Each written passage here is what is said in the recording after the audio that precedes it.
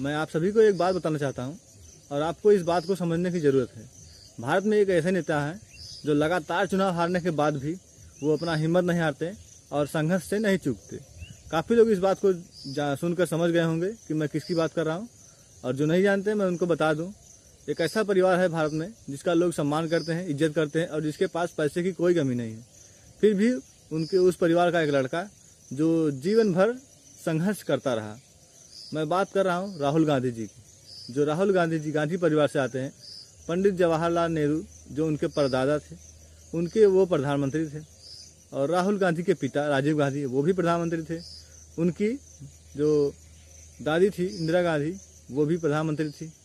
यदि राहुल गांधी चाहते तो वो अपना जीवन बड़े शान से बिता लेते, जी लेते अपना जीवन। जिनके पास पैसे की कोई कमी नहीं थी, ना उनके सम्मान की ना उनके शोहरत की।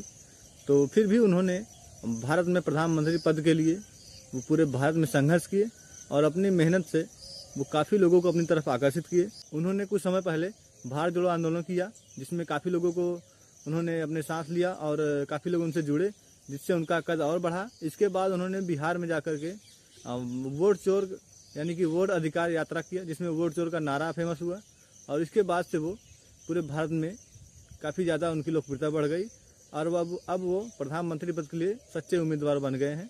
और अगली बार जब चुनाव होगा तो निश्चित तौर से उन पर काफ़ी वोट पड़ेंगे और उन्हें जीत दर्ज होगी, क्योंकि उन्होंने संघर्ष किया है और अपने आप को मजबूत किया है। अगर वो चाहते तो वो अपना जीवन अच्छे तरीके से जी सकते थे, लेकिन उन्होंने देश को आगे बढ़ाने के लिए, विकास के लिए सोचा और उस पर काम किया, और लोगों को उनके घर तक, उनके गलियों तक जा कर के नेता एक बार चुने, पर वो अच्छा नेता चुने, चाहे वो कोई भी नेता हो।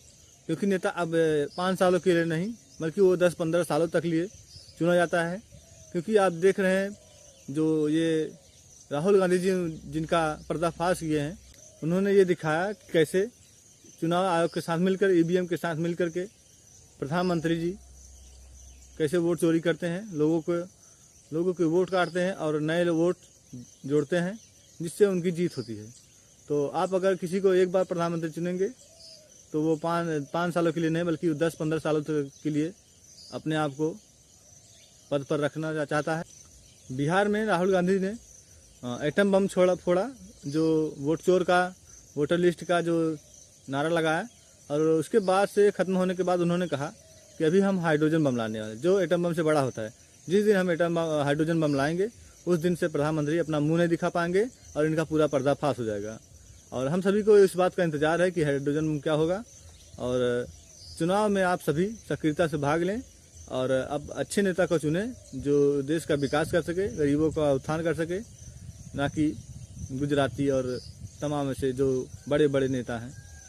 वीडियो पूरा देखने के लिए धन्यवाद। अगर आपको कोई जानकारी नहीं समझ में आई है तो आप कमेंट करके जरूर पूछ लेना, और मिलते हैं अगले वीडियो में और बढ़िया न्यूज़ के साथ। तब तक के लिए जय हिंद, नमस्कार।